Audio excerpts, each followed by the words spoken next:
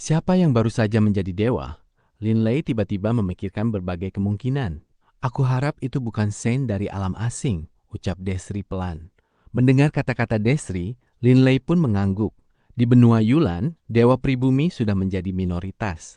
Jika orang yang baru saja menjadi dewa ini juga salah satu dewa pendatang, maka situasi mereka akan menjadi lebih buruk. Desri, ayo, mari kita pergi melihat siapa yang telah menjadi dewa, ajak Linley.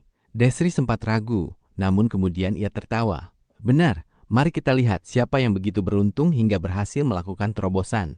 Terhadap para dewa tingkat rendah yang telah mencapai ranah itu ribuan atau puluhan ribu tahun yang lalu, mereka masih merasa sedikit khawatir, namun mereka tidak terlalu takut pada dewa yang baru. Linley dan Desri seketika terbang ke arah utara dengan kecepatan tinggi. Desri juga ahli dalam pergerakan kecepatan tinggi. Setelah menjadi dewa, kecepatannya mencapai tingkat yang mencengangkan. Meski ia bukan tandingan Linley, saat keduanya terbang bersama, mereka hanya butuh waktu singkat sebelum tiba di udara di atas hutan kegelapan. Pada saat ini, mereka berdua bisa merasakan bahwa hukum alam dan riak-riak itu telah lenyap. Di utara dan sangat jauh, Linley mengernyitkan dahi. Ia baru saja menyebarkan indera ilahinya, namun hanya mampu menjangkau hingga ke tepi laut utara. Jaraknya masih cukup jauh dari sumber riak tersebut. Mungkinkah itu di hamparan es Arktik? Tebak Desri. Karena lokasinya berada di ujung utara benua Yulan, ada dua kemungkinan. Pertama adalah Laut Utara, sedangkan yang kedua adalah hamparan es Arktik. Linley dan Desri sama-sama sangat penasaran. Siapa yang telah menjadi dewa? Selain rasa penasaran, Linley juga merasakan secercah harapan. Ia berharap orang yang menjadi dewa itu berasal dari pihak benua Yulan. Desri, aku belum pernah ke hamparan es Arktik. Keberatankah kau menemaniku ke sana? Linley menoleh dan terkekeh ke arah Desri. Tentu saja tidak. Desri pun hendak menyarankan hal yang sama. Segera Linley dan Desri berubah menjadi bayangan kabur, melesat melintasi langit dan terbang dengan kecepatan tinggi menuju hamparan es Arktik. Di alam Yulan, benua Yulan itu sendiri sebenarnya hanya menempati sebagian kecil ruang. Dari utara ke selatan, ukuran benua itu kira-kira hanya 20.000 kilometer. Bahkan dari timur ke barat, yang jauh lebih panjang, jaraknya hanya sekitar 30.000 kilometer atau lebih. Dibandingkan dengan lautan, perbedaannya sangat besar. Lupakan soal Laut Selatan. Laut Selatan benar-benar bisa digambarkan sebagai laut yang tak berujung. 10.000 benua Yulan pun akan menempati kurang dari 1/10 bagian Laut Selatan. Sebaliknya, Laut Utara jauh lebih kecil, namun tetap jauh lebih luas daripada benua Yulan. Angin dingin berembus. Semakin ke utara mereka pergi, suhunya semakin dingin. Ditambah lagi saat ini masih bulan Januari, musim yang paling dingin. Bahkan dengan kecepatan Linley, mereka harus terbang selama beberapa jam sebelum bisa melihat hamparan es Arktik yang putih bersih di kejauhan. Linley dan Desri mendarat di tepi hamparan es Arktik. Hamparan es Arktik benar-benar pemandangan yang menakjubkan. Linley menghela napas kagum. Tempat ini terlalu dingin. Angin dinginnya terasa seperti bilah angin. Prajurit yang lebih lemah yang datang ke tempat ini akan terpotong-potong oleh angin tersebut. Namun tentu saja bagi Linley dan Desri, angin dingin itu bukanlah apa-apa. Hamparan es Arktik terbentuk dari gunung es raksasa yang saling bersambungan. Di benua Yulan, gunung dengan tinggi lebih dari 10 km sangatlah langka. Namun di sini, gunung es setinggi 10 km adalah hal yang biasa. Ada sinar matahari di hamparan es Arktik. Namun sinar matahari di sini tidak membawa kehangatan apapun. Angin yang terus-menerus meniupkan kepingan es membuat dunia tampak begitu kelabu dan samar. Jadi yang menjadi dewa benar-benar Olivier, Linley menunjukkan secercah senyum di wajahnya. Kau sudah menemukannya? Wajah Desri seketika menunjukkan ekspresi kegembiraan yang luar biasa. Desri, meskipun telah berlatih selama ribuan tahun, dalam hal kekuatan jiwa, ia jauh lebih rendah daripada Linley yang telah menyerap 20 juta esensi jiwa. Inilah alasan mengapa Beaumont dan Grand Warlock sangat ingin memurnikan esensi jiwa. Ikutlah denganku. Linley terbang lurus ke arah timur laut, dan Desri mengikuti di belakangnya. Setelah terbang sekitar beberapa ribu kilometer, Linley dan Desri tiba di dasar gunung es raksasa, setinggi kira-kira 100.000 meter. Saat ini, Desri juga telah menemukan bahwa Olivier tinggal jauh di dalam gunung es raksasa ini. Pada saat ini, seorang pria dengan rambut perak panjang berjalan keluar dari sebuah terowongan di dalam gunung es raksasa tersebut. Linley, Desri, silakan masuk. Olivier sebenarnya menunjukkan sedikit senyum di wajahnya. Linley dan Desri sama-sama terkejut. Rambut Olivier dulunya merupakan campuran hitam dan putih. Namun saat ini, rambut Olivier berwarna perak keputihan. Selain itu, aura Olivier saat ini sangat dekat dengan cahaya. Olivier, kau mencapai tingkat dewa melalui hukum cahaya? Tanya Desri. Olivier tidak menjawab, ia hanya mengangguk. Linley dan Desri segera terbang turun dan mengikuti Olivier masuk ke dalam terowongan. Gua es ini sangat dalam. Linley dan Desri berulang kali berbelok dan berputar di dalamnya dan sesekali terbang ke bawah. Setelah terbang sejauh beberapa puluh kilometer, mereka tiba di kediaman Olivier. Dingin sekali di sini. Desri menghela napas. Olivier tinggal jauh di dalam gunung es raksasa. Benar-benar sangat dingin di sini. Suhunya puluhan kali lebih dingin daripada di area luar hamparan es Arktik. Ada kolam air di dekatnya. Es di atasnya sebenarnya meneteskan air berwarna hijau ke dalamnya, yang memancarkan rasa dingin yang mencengangkan. Ini adalah tempat terdingin di seluruh hamparan es Arktik, ucap Olivier sambil tertawa. Dulu aku terus menggali lebih dalam. Kau tidak tahu betapa kerasnya es di bagian terdalam tempat ini. Itu pasti sebanding dengan beberapa biji logam yang sangat berharga. Setelah menggali dalam waktu lama, aku akhirnya sampai di intinya. Olivier menunjuk ke arah kolam air itu. Mystic Ice Sword milikku juga berasal dari kolam beku itu. Keberadaan kolam air di tempat yang sangat dingin itu sudah cukup aneh, namun ternyata di dalamnya terdapat Mystic Ice Sword ini. Linley dan Desri sama-sama menduga bahwa Mystic Ice Sword ini pasti memiliki sejarah besar di baliknya. Ayo, mari duduk di dalam. Olivier memimpin Linley dan Desri ke sebuah aula besar yang telah ia gali. Hah? Linley dan Desri sama-sama terkejut. Di dalam aula ini ada Olivier lainnya dengan rambut hitam panjang yang lebat. Olivier berambut putih berjalan mendekat, lalu menyatu menjadi satu dengan Olivier berambut hitam. Kedua Olivier itu menjadi satu, dan kemudian rambutnya menjadi abu-abu. Aneh sekali. Olivier, aku tidak menyangka. Linley dan Desri mulai tertawa. Kau tidak hanya mencapai tingkat dewa dalam hukum cahaya, kau juga menjadi dewa dalam hukum kegelapan. Luar biasa, puji Linley. Benar, di mana tubuh aslimu? Sahut Desri. Bagi Olivier, untuk bisa menciptakan dua klon ilahi berarti, dengan tambahan tubuh aslinya, ia seharusnya memiliki 3 tubuh. Aku memutuskan agar satu percikan ilahi masuk ke tubuhku, sementara yang satunya lagi berada di luar, ucap Olivier tenang. Aku tidak ingin berlatih hukum lainnya. Selama aku bisa berlatih hingga batas maksimal baik dalam hukum cahaya maupun hukum kegelapan, itu sudah cukup bagiku. Linley dan Desri sama-sama mengangguk diam-diam. Karena ia telah memilih untuk hanya berlatih di kedua hukum elemen tersebut, memang tidak perlu baginya untuk memiliki 3 tubuh.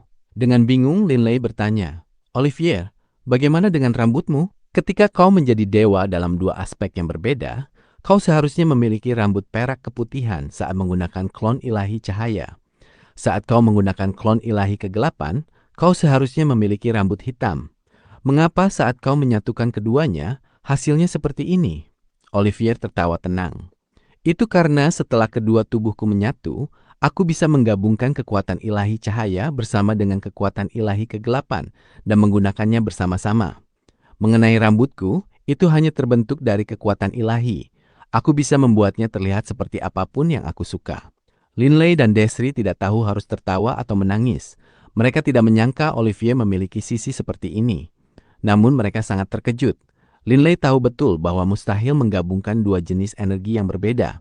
Bagi Olivier untuk bisa mencapainya, tidak diragukan lagi berarti kekuatannya telah meningkat secara drastis. Olivier, bisakah kau memberitahu kami bagaimana kau mencapainya? Desri ragu sejenak sebelum bertanya. Olivier meliriknya, namun tetap menjawab.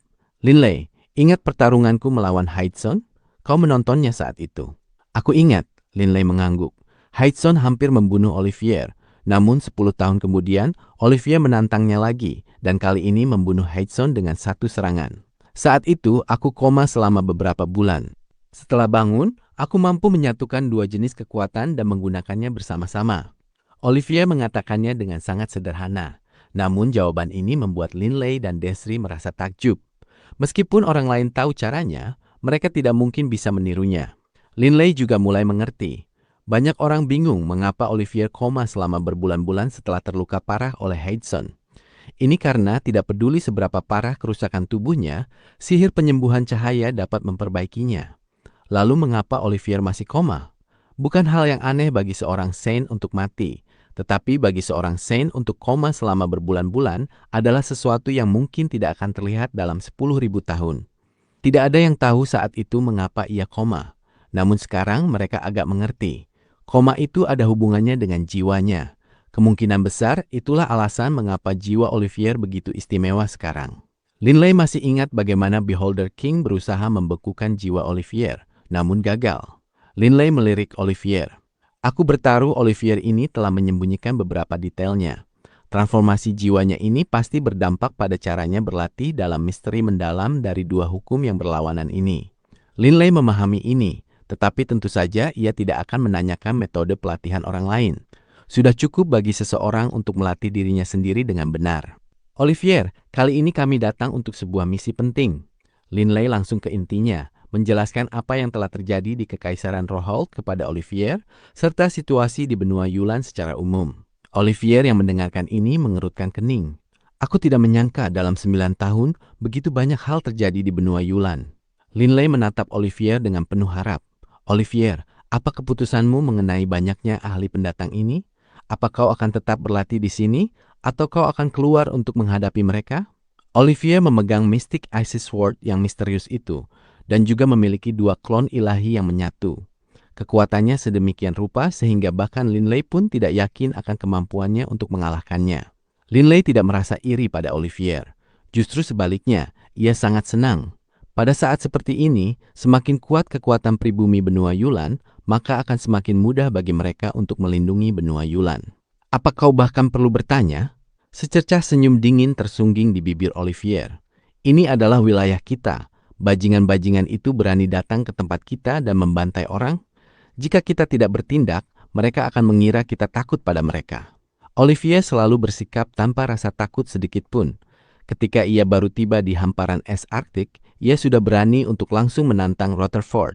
Terlebih lagi sekarang setelah aku menjadi dewa, mustahil bagiku untuk melakukan terobosan lebih jauh dalam waktu singkat. Sudah waktunya untuk keluar dan bertarung dengan sungguh-sungguh. Mata Olivier berkilat dengan percikan api. Begitu banyak ahli pendatang yang datang. Bagaimana mungkin aku melepaskan kesempatan bagus untuk bertarung? Linley dan Desri saling melirik. Sepertinya mereka telah khawatir secara berlebihan.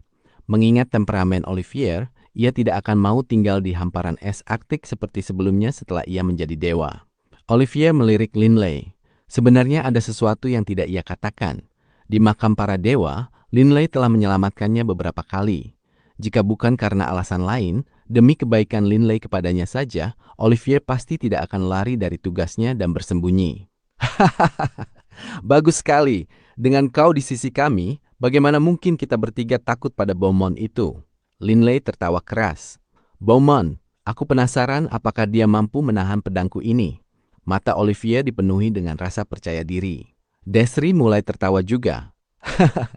Ayo pergi. Mari kita ke Kastil Dragonblood milik Linley.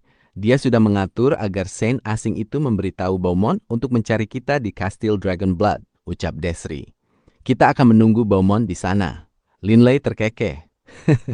Aku penasaran, jika Beaumont itu menggunakan indera ilahinya untuk mencari dan menemukan bahwa kita memiliki 3 dewa di sini, apakah dia akan begitu ketakutan sampai tidak berani datang? Olivier dan Desri tak bisa menahan tawa. Kemudian Linley, Desri, dan Olivier, ketiga dewa tersebut meninggalkan hamparan es Arktik, melintasi Laut Utara, dan kembali ke Kastil Dragonblood. Di dalam Kastil Dragonblood, mereka dengan tenang menanti kedatangan Beaumont. Benua Yulan, Kekaisaran Roholt, kediaman Bloom. Lord Beaumont! Bloom membungkuk hormat. Beaumont tinggi dan berotot. Seluruh tubuhnya ditutupi jubah hitam. Di samping Beaumont ada 4 ahli tingkat Saint yang sangat hormat.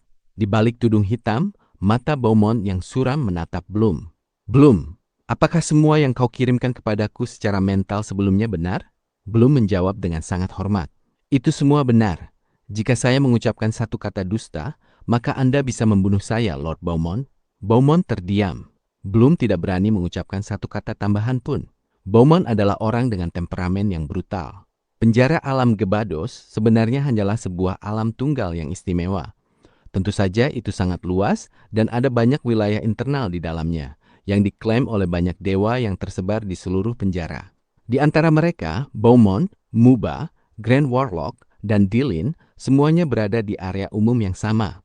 Dan di dalam wilayah ini, Muba adalah orang yang baik hati, Grand Warlock licik dan dingin, Beaumont brutal, dan tentu saja Dilin adalah yang terkuat di antara para dewa tingkat rendah. Bahkan Beaumont tidak berani menyinggung Dilin.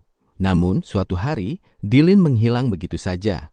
Hilangnya Dilin menyebabkan Beaumont menjadi tiran lokal di wilayah mereka.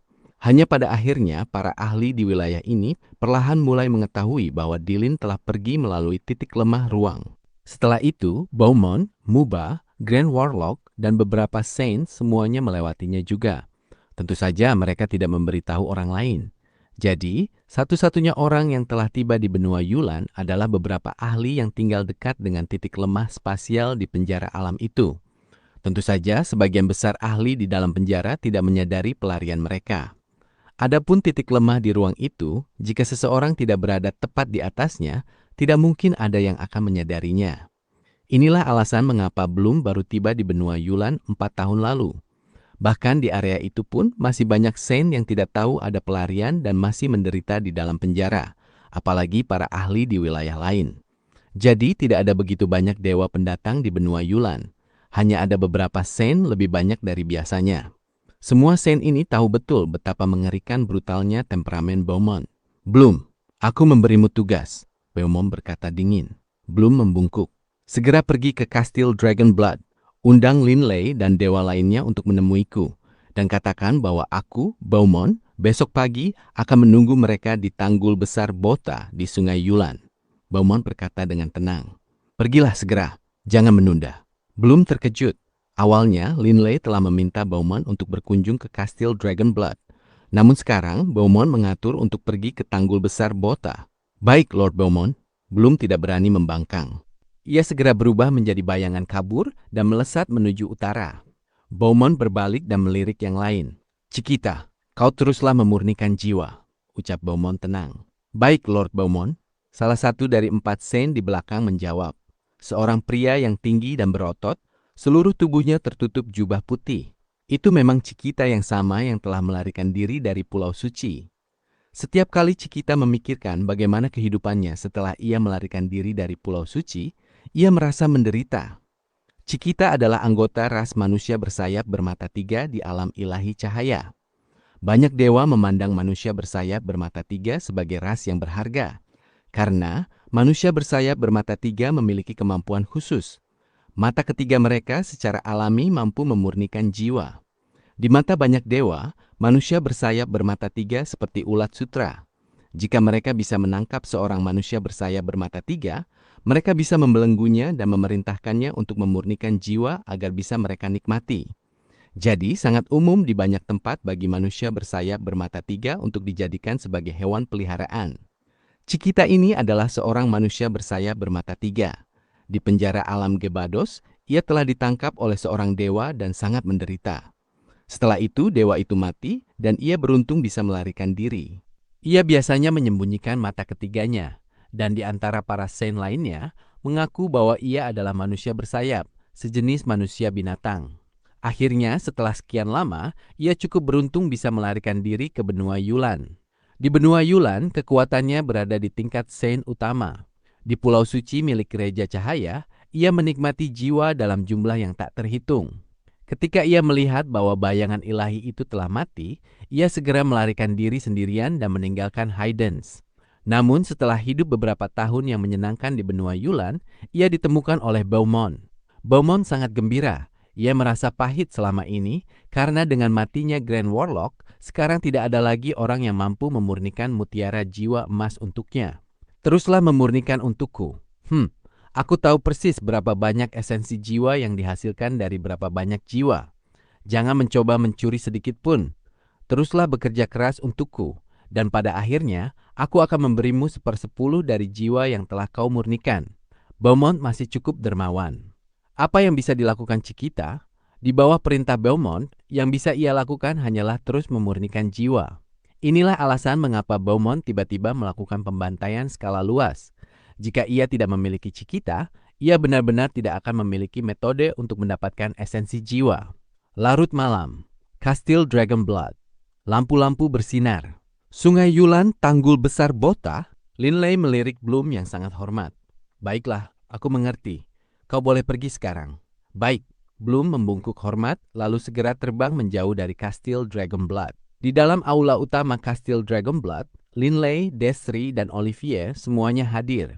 Di saat yang sama, teman dan keluarga Linley juga hadir. Beaumont ini benar-benar tahu cara memilih tempat. Desri terkekeh.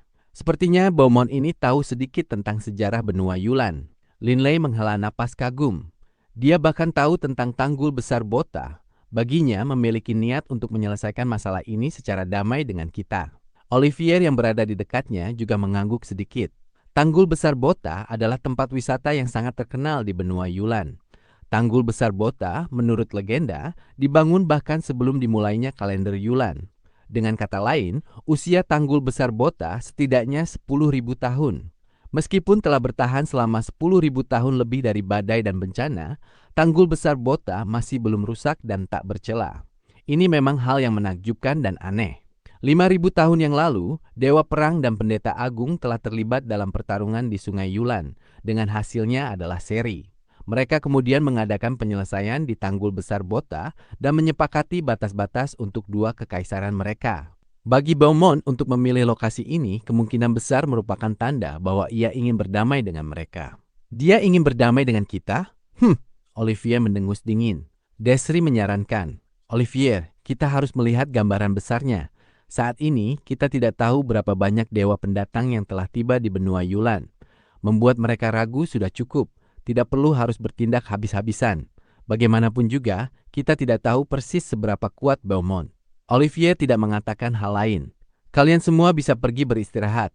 Linley berbalik dan berkata kepada anggota keluarganya. Wharton dan yang lainnya gugup, tetapi tidak pantas bagi mereka untuk menyela percakapan ketiga dewa ini. Mendengar kata-kata Linley, Wharton angkat bicara. Kakak, jika memungkinkan, sebaiknya jangan bertarung. Hahaha, cukup, jangan khawatir. Linley tertawa sambil menepuk bahu Wharton. Segera setelah itu, sekelompok besar orang meninggalkan aula utama.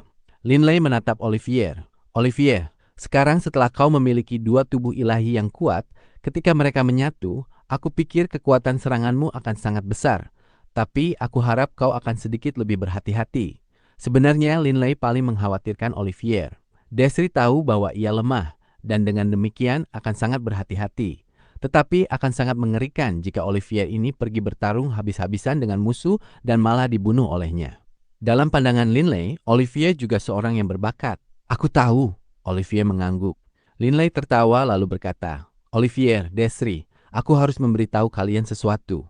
Ini mengenai artefak ilahi. Linley segera memberitahu Desri dan Olivier semua yang telah dikatakan Muba kepadanya. Mendengar ini, Olivier dan Desri sama-sama terkejut.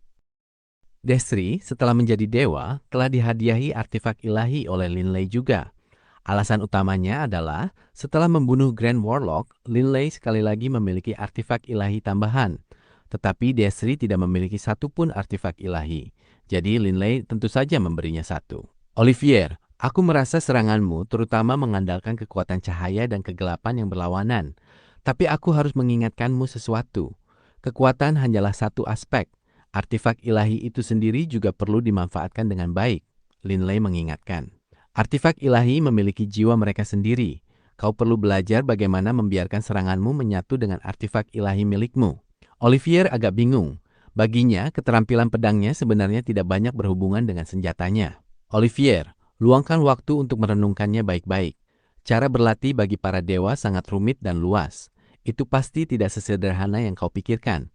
Juga jangan remehkan Beaumont ini. Linley tahu bahwa Olivier karena pertarungan dengan Hydzon itu telah mengalami transformasi dalam jiwanya dengan cahaya dan kegelapan yang menyatu. Mengandalkan itu, kecepatan latihan Olivier telah meningkat pesat. Tetapi hanya dengan melihat serangan Olivier di makam para dewa, Linley telah melihat bahwa serangan-serangan itu terlalu biasa. Itu hanya serangan sederhana. Mereka sepenuhnya mengandalkan kekuatan dari dua sumber energi yang berlawanan dan menyatu itu. Linley berbeda.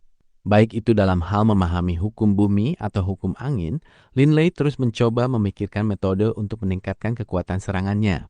Dari rippling wind ke tempos of the wind, ia terus mengembangkan kekuatannya, hingga akhirnya dengan dimensional decapitator, Linley selalu mencari serangan yang lebih kuat.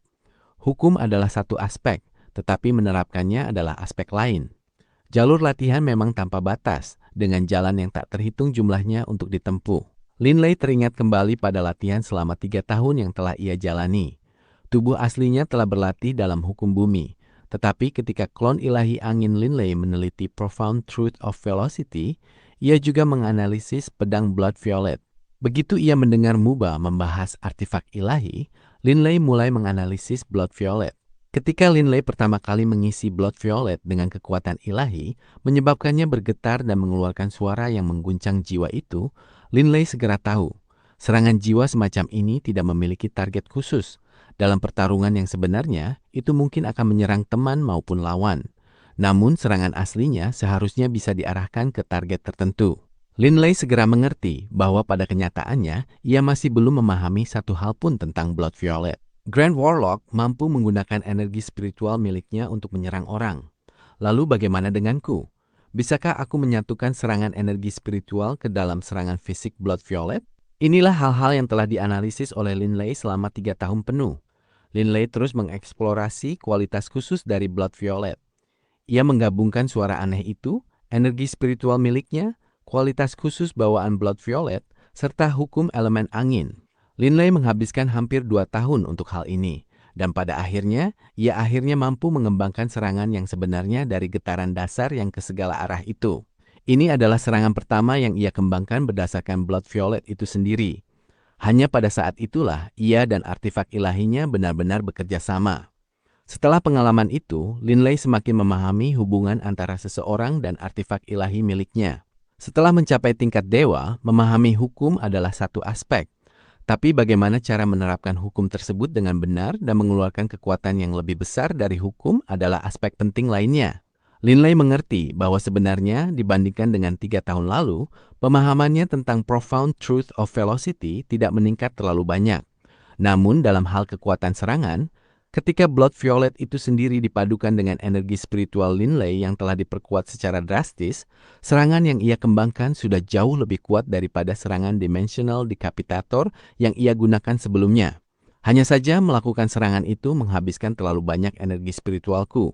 Kecuali jika benar-benar diperlukan, aku tidak boleh menggunakannya. Aku harap Beaumont ini tahu apa yang baik untuknya.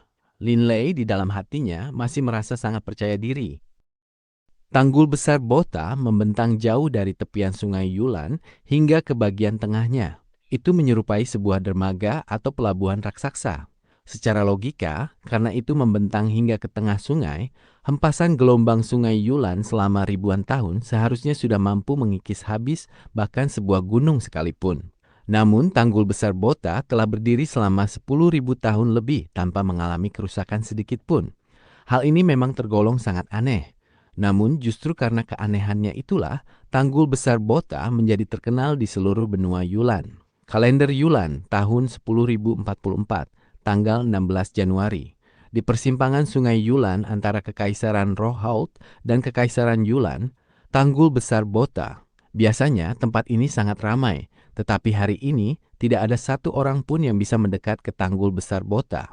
Karena lebih dari 10 sen saat ini sedang menjaga tempat ini, menjaga ketertiban dengan tangan besi, dan tidak mengizinkan siapapun untuk mendekat. Di tepian sungai, banyak orang berkumpul di sana untuk menonton.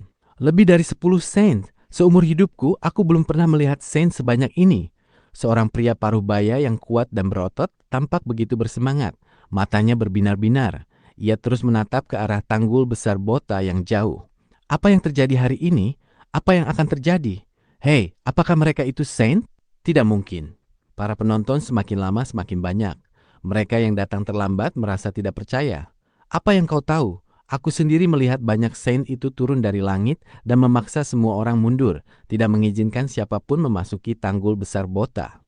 Seseorang telah tiba sangat awal di tanggul besar Bota dan telah melihat para saint terbang turun. Begitu banyak saint, apa yang mereka rencanakan? Dan juga siapa pria botak yang duduk di atas tanggul besar Bota itu? Para penonton semakin banyak. Tatapan semua orang tertuju ke arah tanggul besar Bota.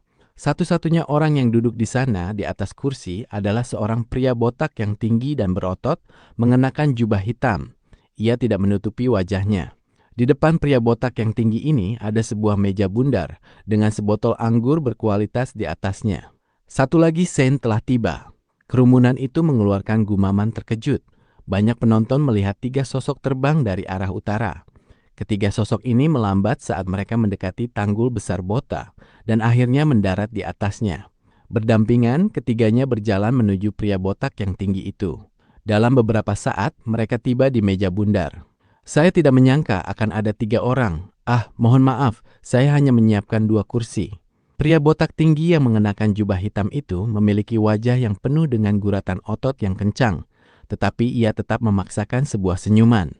Segera pria botak itu melirik ke samping. Jelas ia telah mengirimkan pesan mental. Seketika seorang Shane mengeluarkan sebuah kursi dari suatu tempat, segera terbang mendekat dan meletakkannya dengan hormat, sebelum akhirnya mundur kembali dengan penuh hormat pula. Itu bukan kesalahan Anda, Tuan Beaumont, ucap Desri dengan tawa yang tenang.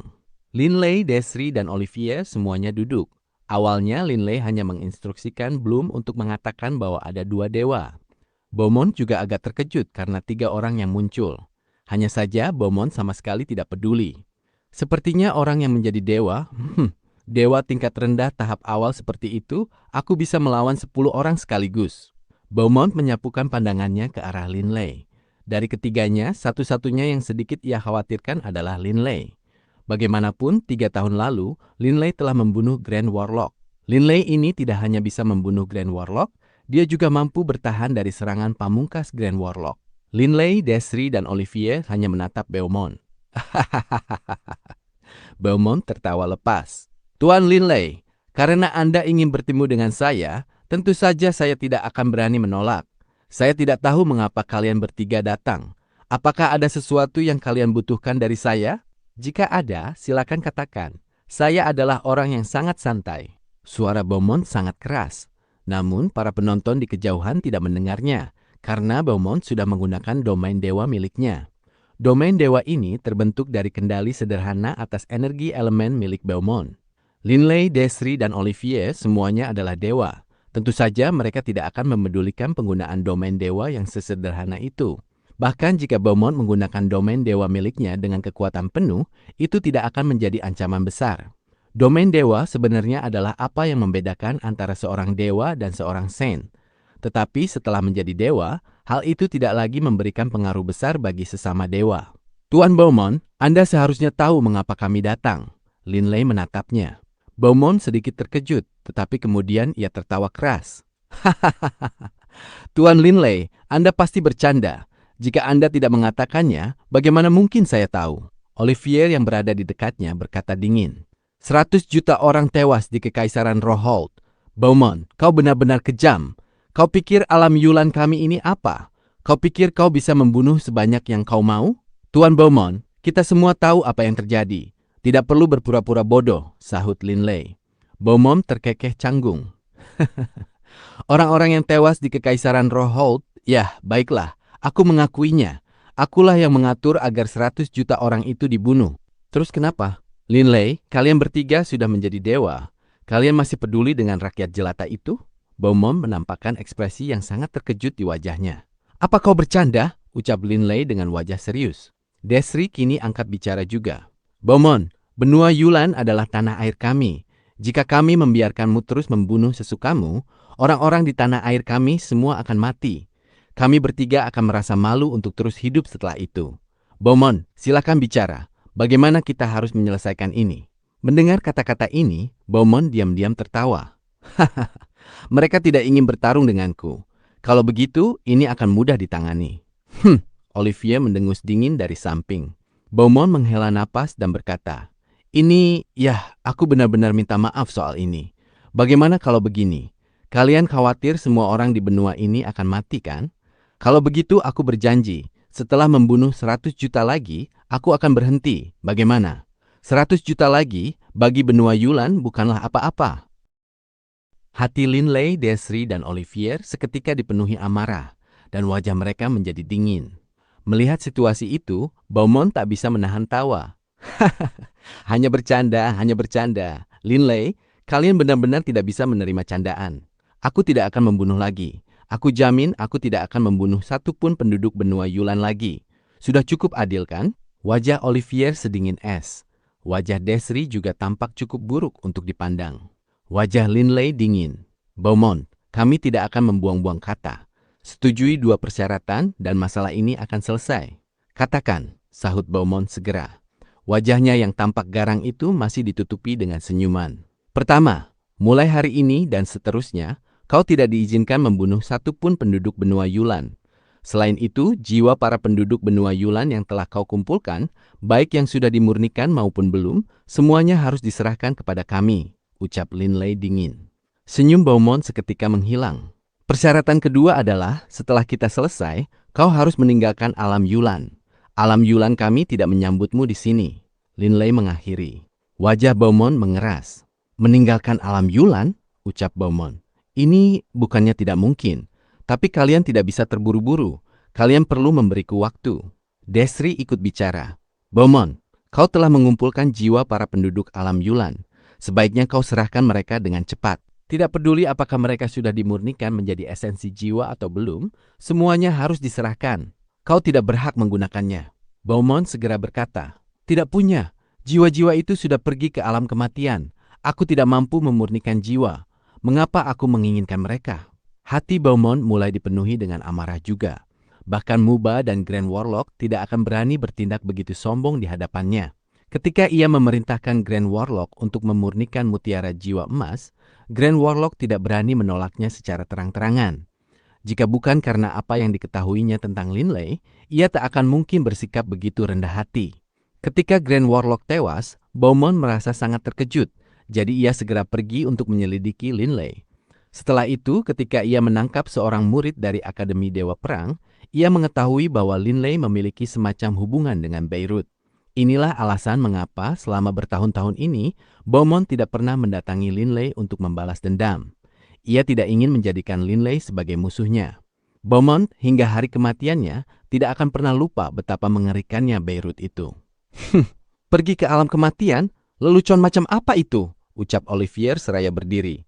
Beaumont, kau berbohong. Linley dan Desri juga berdiri. Mereka berdua sekarang marah. Beaumont ini sebenarnya telah membantai 100 juta orang, lalu bersikap seolah-olah tidak ada yang salah.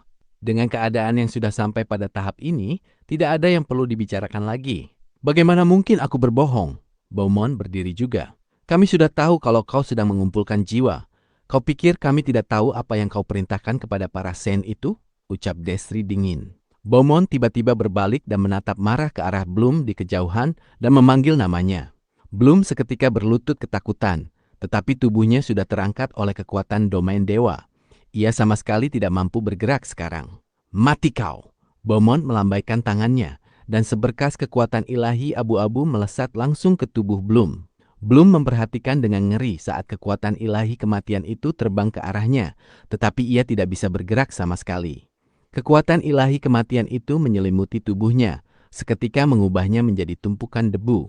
Linley, Olivier, dan Desri semuanya memperhatikan dengan seksama, siap bertindak kapan saja. Menolehkan kepalanya, Beaumont menatap Linley dan yang lainnya. Linley, aku akan memperjelas segalanya untuk kalian hari ini. Aku akan memberimu muka dan tidak lagi membunuh penduduk alam Yulanmu. Kau juga beri aku muka. Masalah ini akan berakhir sampai di sini. Jika kau tidak bersedia, maka aku tidak keberatan memberimu pelajaran atas nama Lord Beirut. Omong kosong macam apa ini? Sahut Linley dengan tawa dingin.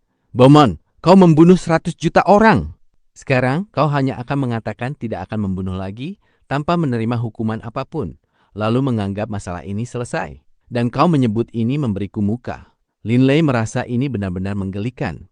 Beaumont ini benar-benar terlalu dominan dan semena-mena. Oh, sepertinya kau tidak mau memberiku muka. Wajah Beaumont menggelap. Ia sudah memantapkan pilihannya. Linley ini dan Lord Beirut memiliki semacam koneksi.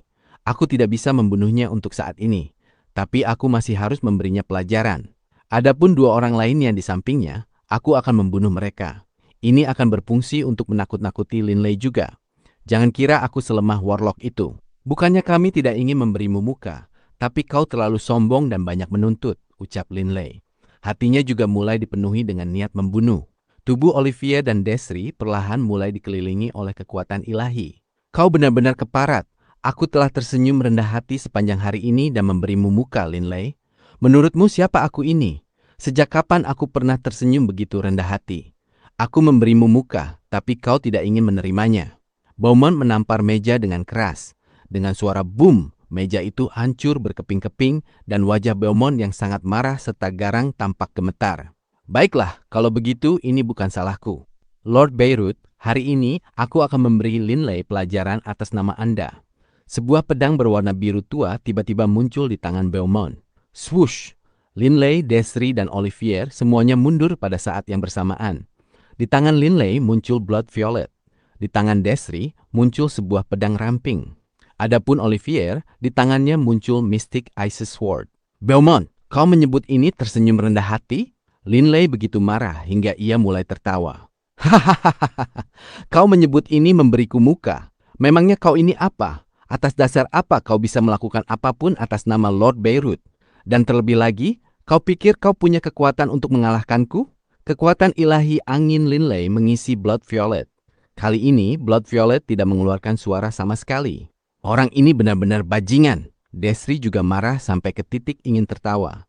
Desri, yang paling tenang di antara ketiganya, juga telah dibuat sangat marah oleh Beaumont.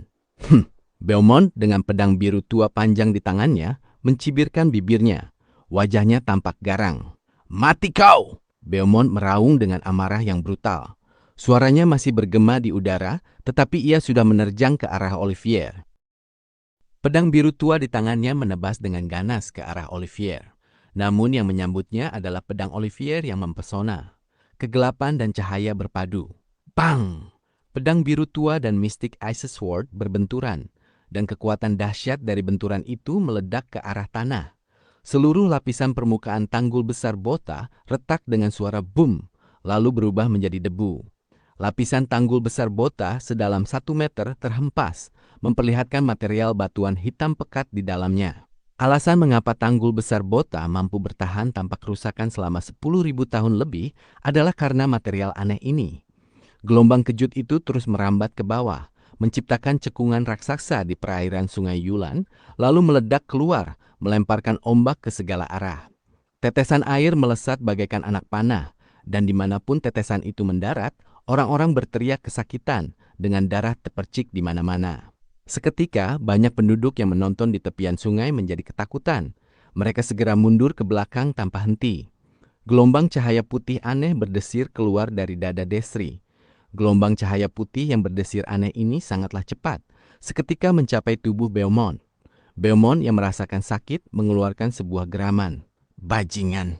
Beaumont menatap Desri dan Olivier di kejauhan. Ia telah salah perhitungan. Ia mengira karena Desri dan Olivier baru saja menjadi dewa, mereka seharusnya memiliki tingkat kekuatan yang sangat biasa. Menghadapi mereka seharusnya tidak sulit. Namun siapa sangka, baru saja serangan Olivier ternyata sedikit lebih kuat daripada serangan pedangnya sendiri. Sedangkan Desri, ia memiliki serangan jiwa yang aneh itu. Kau ingin membunuh kami? Bermimpilah! Wajah Olivier sedingin es.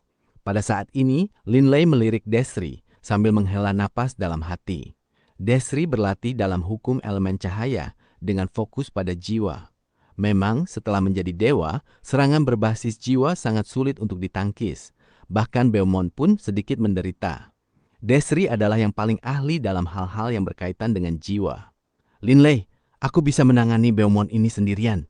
Olivier mengirimkan pesan mental. Olivier sepenuhnya percaya diri, dan ia segera berubah menjadi seberkas cahaya, seketika menembus langit dan tiba di depan Beaumont. Bang! Tubuh Beaumont seketika mulai memancarkan aura energi abu-abu yang berdesir yang langsung menutupi area sejauh 10 meter di sekitarnya. Swoosh! Olivier seketika terbang mundur dan menjauh. Wajahnya pucat pasi. Sambil terbang mundur, ia segera mengirimkan pesan mental. Hati-hati! Kekuatan ilahi abu-abu yang menutupi tubuhnya sangat aneh. Ketika aku mendekatinya, aku merasa seluruh tubuhku menjadi lemas. Olivier menarik napas dalam-dalam dan wajahnya perlahan mulai terlihat sedikit lebih baik. Desri dan Linley sama-sama terkejut dalam hati. Linley tahu bahwa setelah berada di tingkat dewa tingkat rendah begitu lama, Beaumont ini pasti memiliki beberapa serangan yang kuat. Beaumont tertawa liar, lalu menatap Linley dan dua lainnya dengan tatapan membunuh di matanya. Sepertinya aku meremehkan kalian. Jika aku tidak menggunakan sedikit kekuatan asliku, memang akan sulit untuk membunuh kalian. Kalau begitu, bersiaplah untuk mati. Setelah selesai berbicara, Beaumont menerjang maju. Seluruh tubuhnya dikelilingi oleh aura abu-abu yang bergulung-gulung. Targetnya masih Olivier dan Desri. Wajah Olivier dan Desri sangat serius. Dada Desri sekali lagi memancarkan cahaya putih berdesir aneh yang melesat ke arah Beaumont. Namun kali ini, Beaumont tampak tidak terpengaruh. Sementara di saat yang sama, ia menyerang dengan bilah perangnya yang tertutup cahaya abu-abu dalam tebasan secepat kilat ke arah Olivier. Ha! Olivier mengeluarkan suara kemarahan, dan kekuatan ilahi cahaya serta kegelapan di sekitar tubuhnya membentuk sebuah zirah. Seketika, kilatan pedang hitam dan putih muncul, dan ruang itu sendiri terkoyak. Saat kilatan pedang hitam putih dan bilah perang biru itu berbenturan, satu-satunya hal yang terdengar adalah suara benturan yang berulang-ulang. Gawat! Linley tahu bahwa situasinya buruk. Tiba-tiba, sesosok bayangan hijau samar menerjang masuk. Kilatan pedang ungu yang iblis tak terhitung jumlahnya muncul, menciptakan banyak robekan ruang. Ini adalah teknik Rippling Wind, Dimensional Decapitator. Kilatan cahaya ungu yang tak terhitung jumlahnya, yang masing-masing berisi Dimensional Decapitator, menusuk keluar. Kemunculan bayangan pedang dan serangan yang tak terhitung jumlahnya itu menyebabkan Beaumont, meskipun kekuatannya besar, hanya mampu merespons dengan lambat. Benar-benar aneh, hati Linley bergetar. Ia bisa merasakan bahwa pedang Beaumont sepertinya telah berubah menjadi lapisan ombak, menerjang ke arahnya, sementara ia sendiri hanyalah sebuah perahu kecil di tengah ombak yang bisa terbalik kapan saja. Selain itu, gelombang pedang itu mengandung aura kematian aneh di dalamnya, yang terus-menerus memengaruhi jiwanya. Jika jiwanya lemah, ia mungkin sudah pusing hanya karena aura kematian itu saja dan menjadi tidak mampu melawan. Mundur! Linley setelah melepaskan teknik Rippling Wind, segera menyambar Olivier dan terbang mundur. Wajah Olivier pucat pasi. Jiwanya tidak sekuat jiwa Linley, dan dampak dari aura kematian itu padanya sangatlah besar. Desri benar-benar merasa terkejut. Serangannya tidak berpengaruh sama sekali. Di udara di atas tanggul besar Bota, Linley, Desri, dan Olivier berdiri berdampingan. Mereka semua merasa bahwa situasinya buruk. Tidak ada yang bisa kulakukan terhadapnya, Desri berkata secara mental kepada Linley dan Olivier. Linley tidak mengatakan apa-apa. Desri hanya mahir dalam serangan jiwa, tetapi musuhnya mampu memblokirnya dengan mudah. Lalu apalagi yang bisa Desri lakukan? Linley menatap Olivier, mengirimkan pesan mental kepadanya. Olivier, apa kau punya metode yang bisa kau gunakan untuk menangani Beaumont ini? Olivier menyipitkan matanya, mengirimkan balasan. Aku punya serangan yang kuat, tapi setelah menggunakannya, energi spiritualku akan benar-benar terkuras habis, dan jiwaku juga akan menjadi lemah. Aku tidak akan bisa menyerang setelah itu. Linley mengangguk diam-diam. Kalian masih ingin melawanku? Beaumont tertawa liar. Kau di sana, si penyerang jiwa. Serangan jiwamu tidak buruk, tapi aku, Beaumont, bahkan tidak takut pada Grand Warlock. Kemampuanmu dibandingkan dengan milik Grand Warlock masih sangat jauh. Linley teringat kembali pada serangan Grand Warlock juga. Jika bukan karena cincin Coiling Dragon dan karena tetesan air biru langit itu, ia benar-benar tidak akan mampu menahan serangan terakhir Grand Warlock.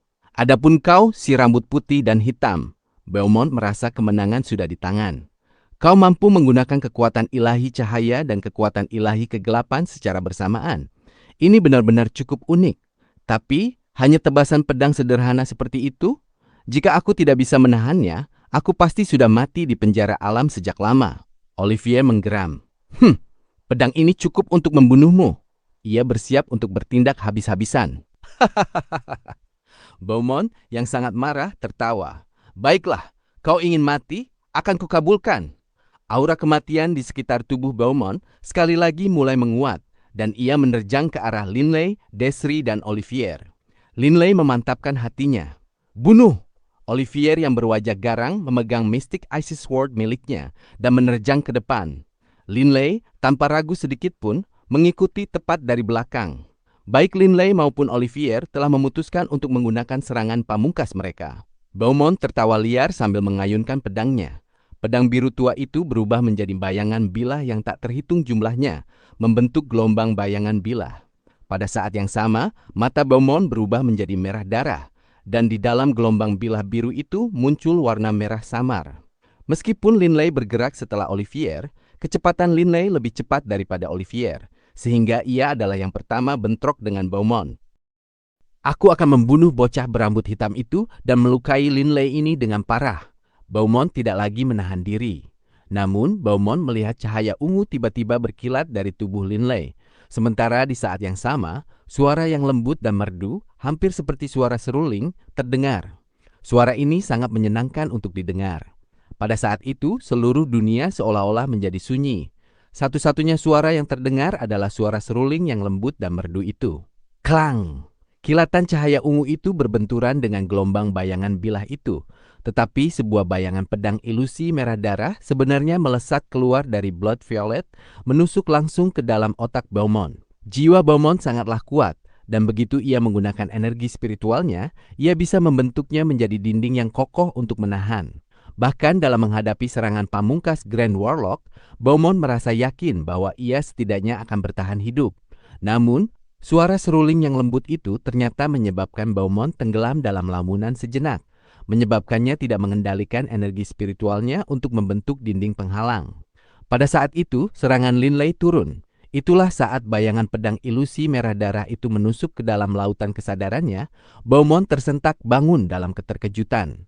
Namun sudah terlambat.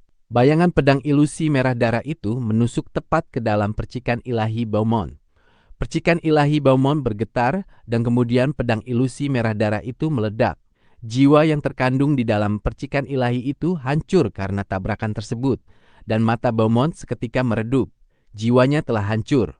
Tentu saja gelombang bayangan bilahnya pun terhenti. Profound Truth of Velocity, Hymn of the Wind. Mati kau! Linley hanya selisih sekejap lebih cepat daripada Olivier, yang serangan terkuatnya juga telah tiba. Ini adalah pertempuran antar dewa, dan Olivier hanya tertinggal sepersekian detik di belakang Linley. Tepat saat Beaumont tewas, pedang Olivier tiba. Mystic Isis Sword yang dikelilingi oleh warna hitam putih tiba-tiba membentuk semacam selaput transparan di sekelilingnya. Di luar selaput di sekitar pedang panjang itu, terdapat robekan ruang yang tak terhitung jumlahnya. Serangan ini pastinya merupakan serangan terkuat yang mampu dilakukan Olivier setelah menjadi dewa. Slash! Cahaya pedang hitam putih itu membuat bilah perang biru itu terpental. Cahaya pedang putih hitam berkilat dengan mudah membelah seluruh tubuh Beaumont menjadi dua, dari kepala hingga ujung kaki.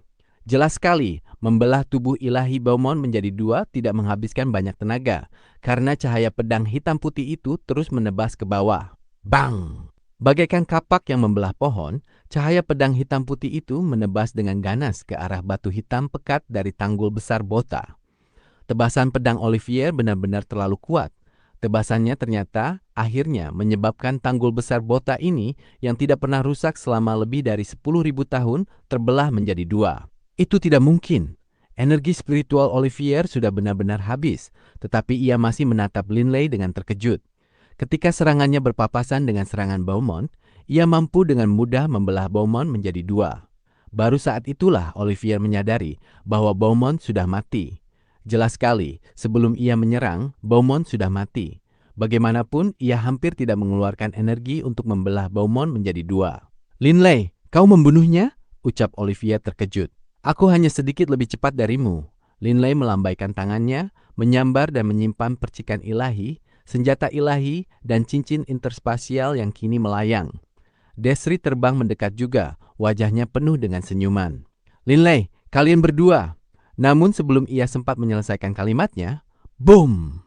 Dari bawah, tanggul besar Bota yang dibelah menjadi dua oleh Olivier tiba-tiba meledak, berubah menjadi kepingan batu yang tak terhitung jumlahnya.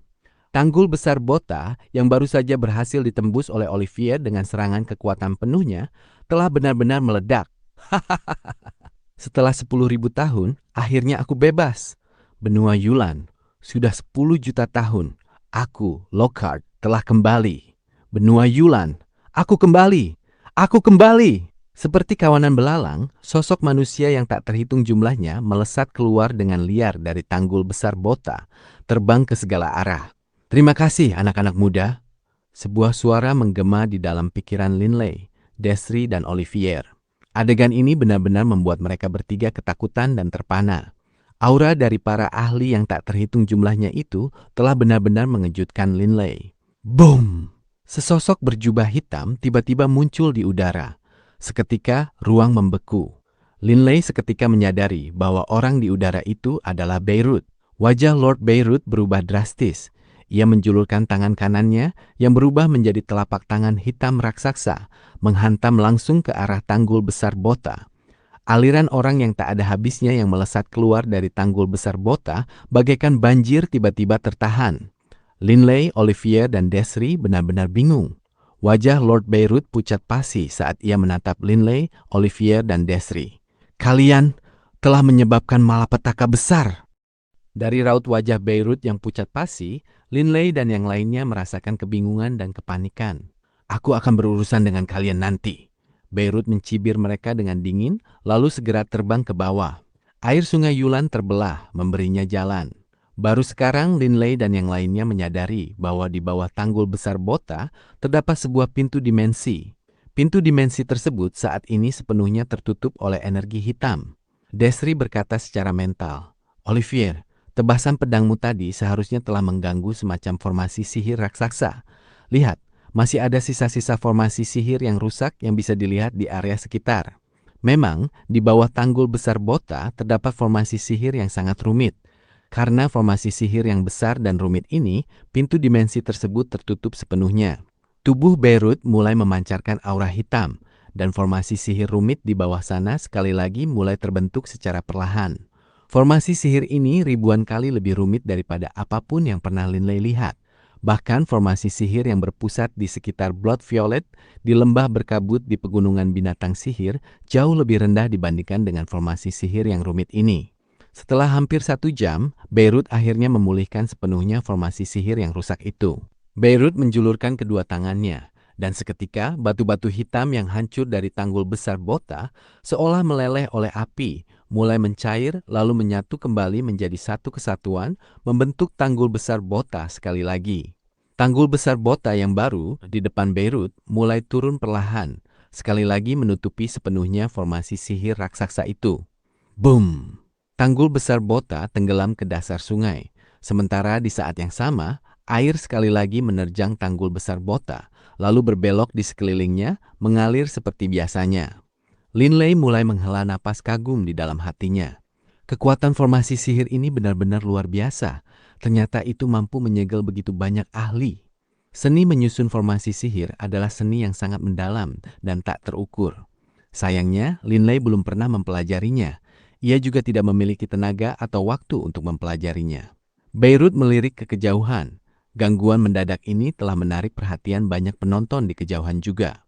Kalian bertiga, ikutlah denganku. Beirut menatap dingin pada Linley, Olivier, dan Desri, lalu terbang lurus ke utara.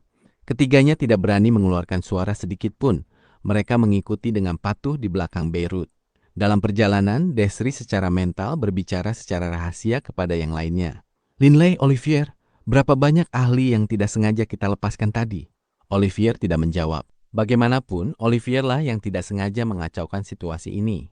Linley teringat kembali pada pemandangan mengerikan dari ahli yang tak terhitung jumlahnya yang melesat keluar bagaikan belalang. Dalam waktu yang singkat itu, seharusnya ada lebih dari 1.000 ahli yang telah melesat keluar. Linley juga tidak yakin persis berapa banyak yang telah memasuki benua Yulan. Aku yang menyebabkan kekacauan ini. Aku yang akan memikul tanggung jawabnya. Suara Olivier bergema di benak Linley dan Desri. Bagaimana kau akan memikulnya? Suara dingin Beirut bergema, sementara di saat yang sama, tubuhnya yang terbang cepat tiba-tiba berhenti. Di bawah mereka terdapat jajaran pegunungan.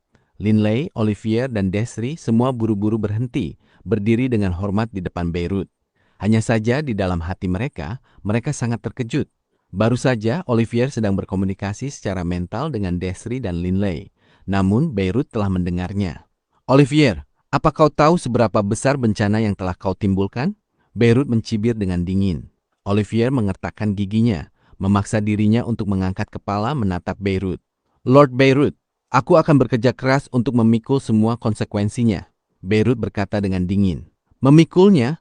Kau bahkan tidak mampu memperbaiki formasi penyegelan besar itu yang disusun oleh seorang dewa tertinggi. Dan kau pikir kau akan memikul tanggung jawab? Linley dan yang lainnya benar-benar terpana. Mulut mereka ternganga. Dewa tertinggi adalah konsep yang terlalu jauh bagi mereka. Mereka adalah bagian dari hukum alam semesta itu sendiri. Linley merasa bahwa kali ini mereka benar-benar telah menimbulkan bencana. Hanya untuk memperbaiki formasi penyegelan besar itu saja membutuhkan seseorang yang memiliki kekuatan dewa tingkat tinggi. Olivier, apa kau mampu memperbaiki formasi itu? Beirut meliriknya dengan dingin. Bahkan Olivier pada saat ini tidak lagi berani mengeluarkan suara. Ia juga tahu bahwa kali ini situasinya benar-benar parah. Tapi Linley tiba-tiba terpikir sesuatu. Jelas, Beirut seharusnya adalah seorang dewa tingkat tinggi. Linley sampai pada kesimpulan ini. Lord Beirut, Linley berbicara sambil menatap Beirut. Bicaralah. Beirut mengangguk samar. Lord Beirut, aku ingin tahu menuju ke alam manakah pintu dimensi itu? Tanya Linley dengan rasa penasaran. Mengapa begitu banyak dewa yang keluar dari sana? Dan juga selama bertahun-tahun ini, mengapa begitu banyak ahli pendatang yang muncul? Linley dan dua lainnya memiliki hati yang penuh dengan pertanyaan. Beirut melirik mereka dan berkata, sebenarnya ini bukan rahasia besar. Para dewa yang datang beberapa tahun yang lalu dan yang dilepaskan tadi, semuanya berasal dari penjara alam Gebados. Linley telah mendengar nama ini disebut beberapa kali. Dilin juga berasal dari tempat ini. Bolehkan aku bertanya, tempat macam apakah penjara alam Gebados itu? Mengapa ada begitu banyak ahli di sana yang mau datang ke alam Yulan kita? Tanya Linley. Sementara itu, Olivier dan Desri tidak berani mengeluarkan suara. Hati Desri bergetar setiap kali ia menatap Beirut. Sementara Olivier tahu bahwa kali ini dialah yang telah menyebabkan bencana ini. Karena itu, di antara mereka bertiga, hanya Linley yang berani berbicara saat ini. Penjara alam Gebados ini sebenarnya, Beirut menggelengkan kepalanya sambil tersenyum. Kenyataannya, itu adalah bagian dari alam Yulan. Linley dan yang lainnya tercengang. Beirut menatap ke kejauhan. Ia seolah berbicara pada dirinya sendiri. Di dalam alam semesta yang luas dan tak terbatas ini, terdapat alam material yang tak terhitung jumlahnya. Setiap alam material tersebut memiliki penjara alam yang saling terhubung. Alam material dan penjara alam, jika digabungkan, membentuk dua sisi dari satu kesatuan. Linley, Desri, dan Olivier sulit mempercayainya. Mereka awalnya percaya bahwa penjara alam Gebados pastilah sebuah penjara alam yang terletak di suatu tempat di alam semesta yang digunakan untuk tujuan memenjarakan ahli. Namun dari kedengarannya, setiap alam material memiliki penjara alam tersendiri. Mereka adalah dua sisi dari entitas yang sama. Linley, apa kalian bertiga tahu sudah berapa lama alam Yulan ada? Beirut menatap ke arah Linley dan yang lainnya. Linley, Olivier, dan Desri saling bertukar pandang. Agak bingung, bagaimana mungkin salah satu dari mereka tahu sudah berapa lama alam Yulan ada? Bahkan catatan sejarah kuno yang tidak lengkap hanya merujuk sejauh ratusan ribu tahun yang lalu. Aku akan memberitahu kalian. Aku sendiri telah tinggal di alam Yulan selama jutaan tahun, ucap Beirut. Mengenai sudah berapa lama alam Yulan ada, angka itu tidak terbayangkan oleh kalian. 100 juta tahun? Linley menyebutkan angka yang menurutnya sangat besar. 100 juta tahun benar-benar waktu yang lama. Beirut menggelengkan kepalanya dengan remeh. Biar ku beritahu, alam material Yulan ini telah mengalami masalah yang tak terhitung jumlahnya. Dahulu kala, dunia ini sebenarnya 90% terdiri dari daratan. Namun sekarang, area samudra saja mencakup lebih dari 90%. Bagaimana dunia bisa berubah menjadi dunia laut? Daratan ini telah melewati era yang tak terhitung jumlahnya. Era-era yang aku ketahui termasuk era manusia binatang, era savage, satu demi satu era berganti. Meskipun manusia muncul sangat lama sekali, kenyataannya manusia baru menjadi spesies yang dominan di benua Yulan kurang dari 100 juta tahun yang lalu. Linley dan yang lainnya mendengarkan dengan tenang, tidak berani berbicara. Biar ku beritahu kalian, alam material ini terbentuk secara alami. Itu tidak dibentuk oleh seorang dewa utama atau para dewa tertinggi. Alam material yang tak terhitung jumlahnya itu telah ada lebih lama bahkan daripada 7 alam ilahi dan 4 alam tinggi sekalipun, ucap Beirut dengan sungguh-sungguh. Linley diam-diam mengangguk. Angka pastinya aku tidak bisa yakin, tapi aku tahu pasti bahwa alam Yulan ini telah ada setidaknya selama 10 kuadriliun tahun. Beirut sangat bersemangat saat ia berbicara. Linley dan yang lainnya benar-benar terperangah. 10 kuadriliun tahun begitu mudah untuk diucapkan. Itu hanyalah sebuah angka. Namun kenyataannya itu sungguh luar biasa. Lebih tepatnya, meskipun benua Yulan hanya menghasilkan satu dewa setiap 10.000 tahun, dalam 10 kuadriliun tahun, jumlah dewa yang telah dihasilkan benua Yulan seharusnya melampaui 1 triliun. Dan ini baru benua Yulan saja. 10 kuadriliun tahun hanyalah berdasarkan apa yang aku ketahui. Jika kau ingin tahu jumlah tahun yang tepat, kau kemungkinan besar harus bertanya kepada salah satu dewa tertinggi. Beirut yakin akan hal ini. Lagi pula, bahkan dewa utama pun hanya muncul perlahan setelahnya. Adapun 4 dewa tertinggi, mereka adalah personifikasi dari 4 aturan utama alam semesta. Saat alam semesta terbentuk, dewa tertinggi pun muncul. Hanya mereka yang tahu persis berapa lama alam material telah ada. Linley memaksa dirinya untuk menarik napas dalam-dalam dan menenangkan detak jantungnya. Desri dan Olivier melakukan hal yang sama. Mereka semua adalah tokoh pahlawan di era ini, tetapi di hadapan ahli yang tak terhitung jumlahnya yang telah muncul seiring berjalannya waktu selama 10 kuadriliun tahun terakhir, mereka kemungkinan besar hanyalah sosok yang biasa. Beirut tertawa dingin. Untuk setiap alam material ada penjara alam. Penjara alam Gebados adalah alam pasangan untuk alam Yulan kita. Dalam sejarah alam Yulan kita, jika ada saint atau dewa yang membuat pengawas alam marah, pengawas alam akan memenjarakan mereka ke dalam penjara alam. Linley seketika memikirkan pengawas alam Yulan, Hodan. Beirut berkata dengan tenang, "Tentu saja, terkadang ada keadaan khusus. Pengawas alam dari alam Yulan adalah Hodan. Namun ini adalah tanah airku. Tentu saja urusan alam Yulan adalah aku yang mengendalikan, bukan Hodan yang memutuskan. Sengaja atau tidak sengaja, para ahli yang menyinggung para pengawas alam semuanya dipenjarakan di sana. Meskipun itu tidak sering terjadi, perlahan-lahan jumlahnya akan menumpuk hingga mencapai angka yang menakutkan." Beirut menghela napas. Jumlah ahli yang secara pribadi aku lempar ke penjara alam Gebados selama 10.000 tahun terakhir ini saja, saat aku memegang kendali atas alam Yulan, mencapai lebih dari 1.000 orang. Namun tentu saja ada beberapa keadaan dan alasan khusus untuk itu. Biasanya hanya sedikit yang akan dipenjarakan setiap 10.000 tahun. Mereka yang dipenjarakan setidaknya adalah para saint. Mereka tidak akan mati kelaparan. Meskipun mereka tidak melakukan terobosan, mereka memiliki umur yang tidak terbatas. Beirut menatap Linley dan yang lainnya.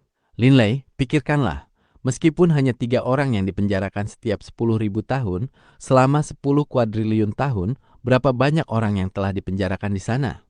Linley dan yang lainnya melakukan perhitungan mental dengan cepat. Seketika mereka tercengang. Angka ini benar-benar terlalu mencengangkan.